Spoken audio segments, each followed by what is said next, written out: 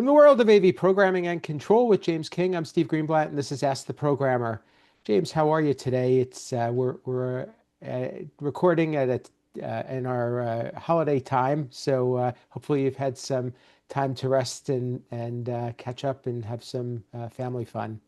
Oh yes, definitely. It's been a good time off. I will admit I'm itching to get back to work, but that's just who I am. But yeah, been enjoying the time off. How about you, Steve?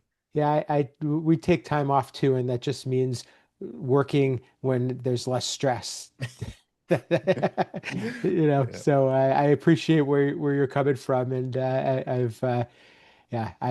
find this time to be very valuable in the year. So it's So been one really trick I picked up, I've been doing this 2 weeks I've been off because I'm somebody who likes to work, but also I know I've got to spend time with family and all that stuff. So not to burn out is, and also not to come back to a pile of work for being off for 2 weeks. I've actually only limit myself to 30 minutes a day.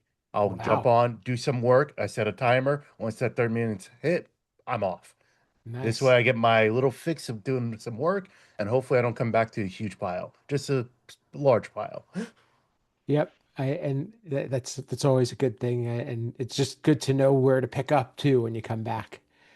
So we're fortunate today to have a guest who actually reached out to us through our LinkedIn group for Ask the Programmer, and he asked to be on our podcast, and we're happy to have him today. His name is Jamison Vandenberg. He's an academic specialist at the University of Wisconsin Green Bay. Welcome, Jamison.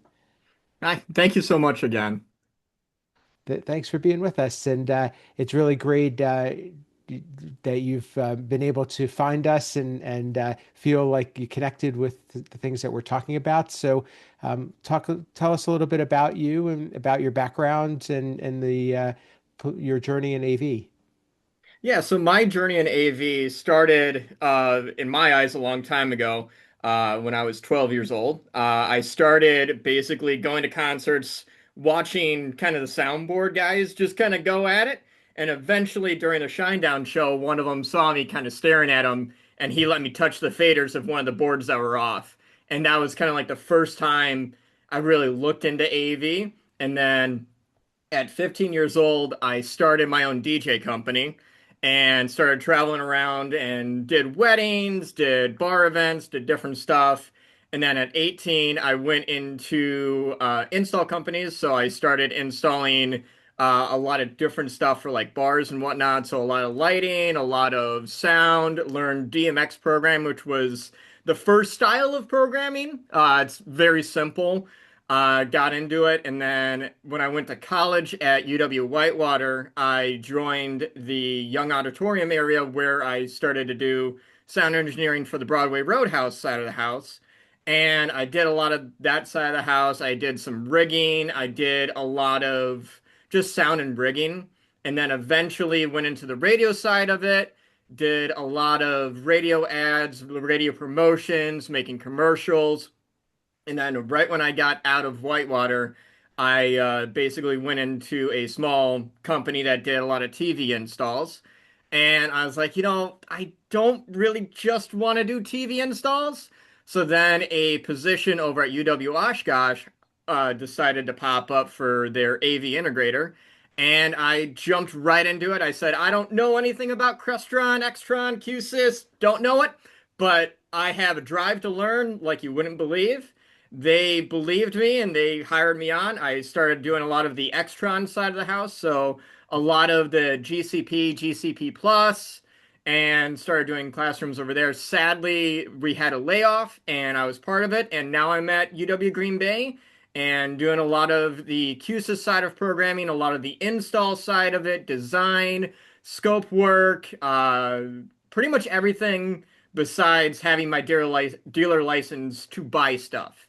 And then I have two people that I work with that do a lot of the classroom integration with me for classroom support. And I teach students how to do some of this stuff. So I grab a couple of students and I teach them how to install TVs, and then we go from there.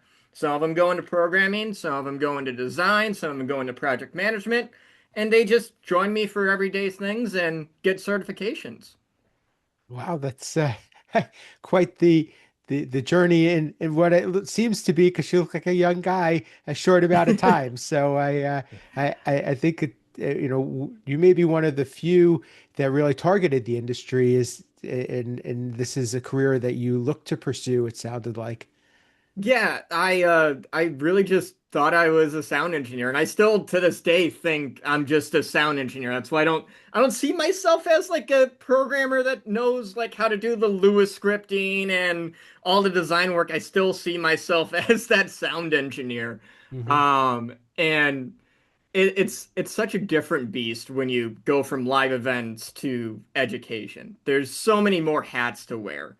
But one of the things that I have is ADHD. So I jump around so much and I hyper fixate on so many things, and I use that kind of like a superpower to get through my day. So it's kind of neat. It has its plus sides and its downsides, but lately, I mean, I've been hyper fixated on AV since I was 12, and I'm 28 now. So, yeah, it's kind of wild. That's fantastic. The would you say that there's an area that you specialize in, or do you feel like you're more of a generalist and having to move around to take care of all the aspects of a project? I would say recently my main thing has been more of design and project management than really anything. Programming wise is still a focus of mine because most of my colleagues don't feel comfortable doing the Lewis scripting to make plugins and whatnot or like text controllers, where I feel more confident doing it. But recently it's been a lot more project management and engineering more than anything. That's fantastic. James, is a lot of what we talk about on the show is, how do people get into the industry, and what is how do we share what this industry does with every others that don't know. It sounds like we should take a page from Jamison's book and try to figure out how to do more of that, because he really gravitated toward what he saw. Yeah, and I think Jameson hit on a couple key point that I hope our listeners take, and I think the AV industry as a whole could do better at is he was at a concert watching the sound engineer. He showed interest, and the sound engineer showed interest in him and let him play. Yeah, it was a board that wasn't connected, but you know what? It sparked that interest. It allowed a child, to learn this industry and to grow a passion for it. And now Jameson's doing it with his students, where he brings them along, gets them involved. That's what we need to do as an industry as a whole to get more people, especially we always say we need to get younger generations in. This is how we do it. Get them involved. Mhm. I'm curious how much, Jameson, did you learn from uh, classroom or from somebody else, in a training sense versus just doing it and figuring it out yourself? I had three mentors that really taught me a lot of it. One of my buddies, Clint, he goes by the name of Whitehorse Productions. That's one of his companies in Badger State DJs. They taught me how to do a lot of the lighting perspective of it. And then Hans, my boss over at Young Auditorium, taught me a lot of the rigging and sound perspectives of it. But really, the two other people, and I said three, but it's really four. The two other people that really got me going was my professor, Brian Lucas, over at Whitewater. And he gave me the opportunity to just say, all right, you want to learn it? Here's the manual, here's the book, have fun. If you have questions, let me know. And then my other professor, David G., he was my entrepreneurship professor. And it was more or less the style of troubleshooting, thinking like a business owner. And I somehow translated that to technology, and I don't understand how, but like whenever it's troubleshooting, you have to think of it in someone else's shoes. You have to think of it from a different perspective sometimes. And it's interesting, but those were the main things that got me really, really more into it. But it really did all start with that one person saying, "Hey, that kid's staring at me. Let me mess around with him. Let me have him like touch the board and go at it." I mean, it's already off. He's not going to cause any damage to it. And now I have students that like I bring them with installs, and if they can install a TV, make a DB9 cable, make a Ethernet cable, and they want to learn programming, well, let's get to the install area and learn some of the design perspectives because in my eyes, to be a really, really good programmer in this AV industry, you have to understand the knowledge of the installers. You have to understand the knowledge of some of the networking, at least the basics of it, because we all work together at the end of the day. You said a lot of great things there. I think we could choose, a lot of different paths to go down. One key point, and just to reiterate some of the things that James said as well, is that, finding a mentor, expressing the interest, and then identifying somebody who wants to help and wants to take you under their wing. Those are really key components to being able to succeed. And obviously, you're a prime example of what could happen. But I also love what you said about programming, and it would be great to kind of elaborate on that a bit. Is knowing that programming isn't just about writing code; it's about all the other things that make a program successful, or make programming implementation successful. Could you talk a little bit more about that? Do you think that there's more examples that you could share? Yeah, so I'll probably share a story. One of my students, Michael, he recently graduated, but he ended up he was a computer science major. He didn't know what he wanted to do. He's like, I know how to do Java, I know how to do C sharp, but I like some of this hardware stuff of classroom support, so I took him on and we started with the basics of, okay, here's how to make an Ethernet cable. Let me see you make 20 of them. And here's the line diagram, go at it. And then here's how to run cable. And he's like, okay, what else can I do in this AV industry? And I got him into the drag and drop of Extron programming. So he understood, like, okay, this is the AV side of logic gates. And then once he's like, okay, I really like this. Is there something more advanced? And that's when we went into the QSys side of the house and did a lot more of the text controllers. He went into level 0 to level 1, did Control 101, and learned as much as he could. And as he took those steps, I gave him more work. And eventually, we got to the point where he was rewriting my new line code for my text controller to Hmm. control all of my new line TVs through RS-232. And it's the standard text controller we use for all of our new lines because it's that good.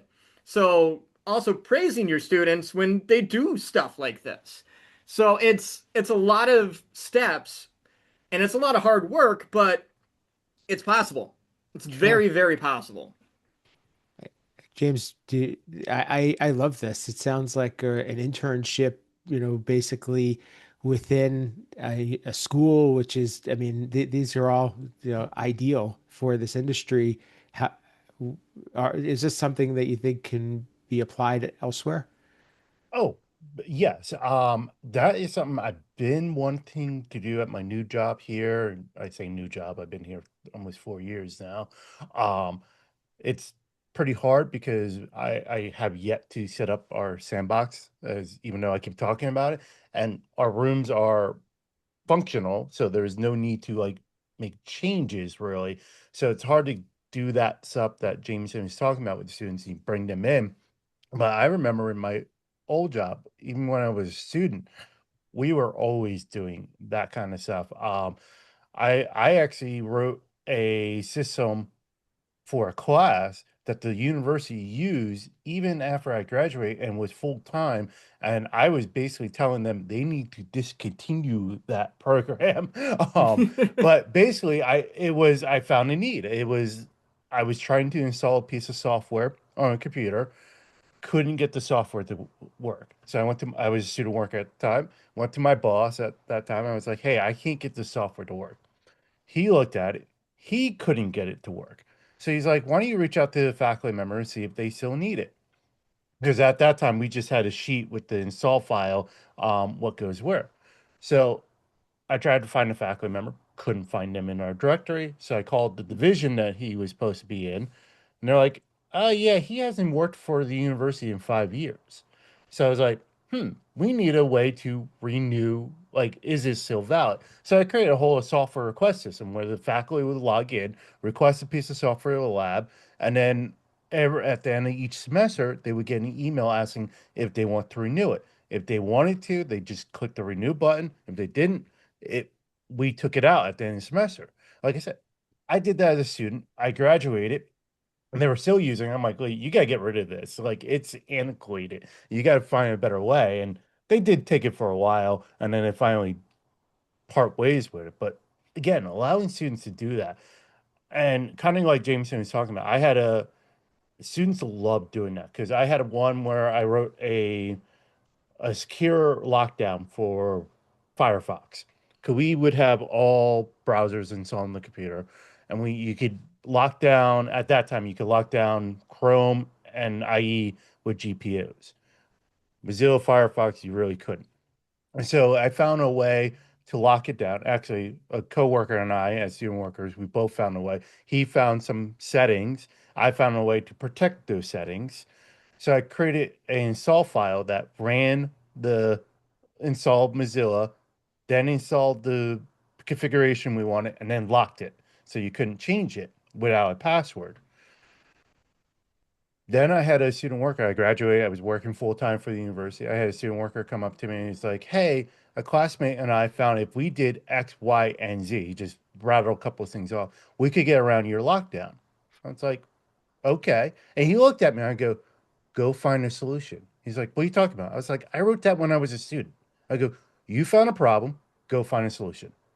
And he looked like a kid in a candy store. He's like, "I can do that." I'm like, "Yeah, go ahead, go find a solution for it." Wow. And I mean, that's a perfect example too of a way to give somebody practical experience. Jameson, I don't know if you're familiar with Next Level Learning.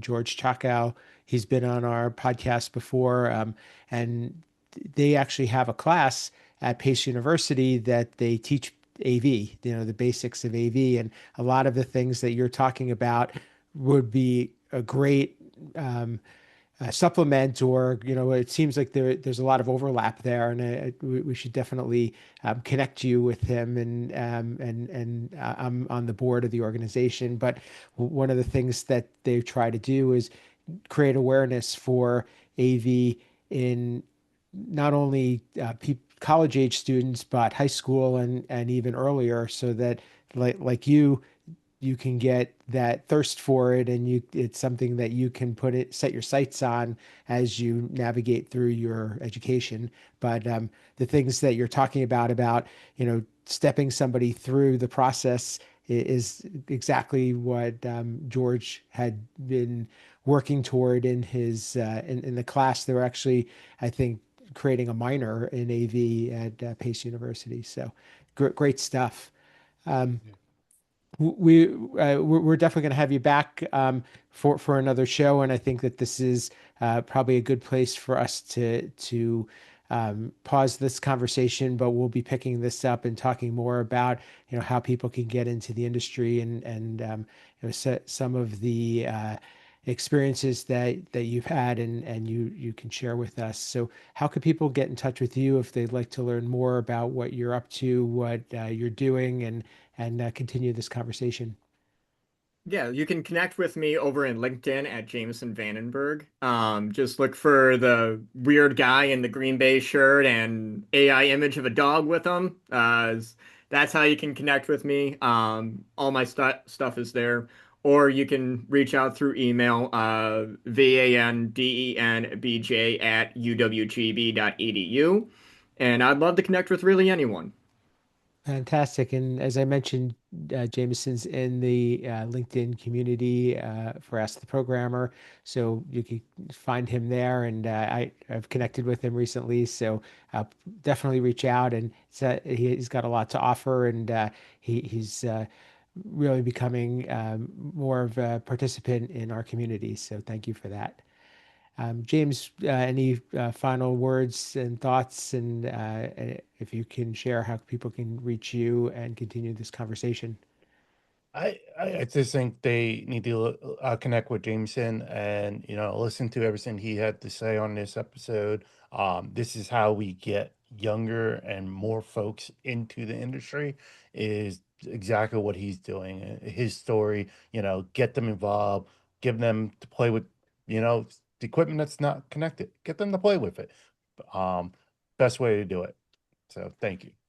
Absolutely, and um, uh, certainly reach out to James or I if you are like Jameson and would like to be a part of this show and you'd like to tell your story. We'd love to have you on, and we're always open to um, learning about more people who are either doing AV programming, want to become part of the AV programming community, or have ways of being able to broaden our horizons on what's going on out there in the AV world. And we're big advocates of trying to introduce AV to more people. So please reach out to us and let us know you're out there. For me, you could reach me at Steve Greenblatt on most social platforms, but LinkedIn is where I spend most of my time. So connect with me there. And we've been sharing more of our episodes. So hopefully that's something that is going to create more visibility for what we're doing and for the people that are be our guests on our show. My company, Control Concepts, is a supporter of this podcast, and we build some of the components that programmers need to either interface with products or add functionality to their systems. You can find more about that at controlconcepts.net. If you are watching this show on YouTube, you can also listen to us on your favorite podcast player, or if you're listening, you can catch us on YouTube. In either place, leave us a rating review. Please share your favorite episode, and we'd like to hear from you. So, and thank you for listening and watching. Until next time, this has been Ask the Programmer.